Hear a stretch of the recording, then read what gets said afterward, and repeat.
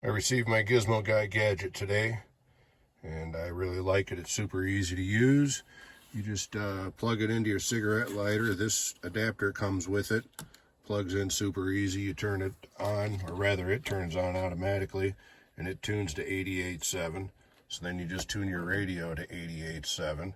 Hook up the Bluetooth, and you're ready to go. It sounds great. Every day's not Valentine's, but you make it feel like most of the time. When I'm all alone with you, picking up pieces of my life, sometimes there's ones I really think that the audio quality is better than the stock CD. I'm playing it through Tidal, and the quality is fantastic.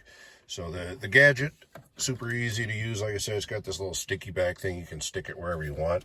I'm just going to simply take it and put it, run that wire right into my little box here. And that's it. I love it.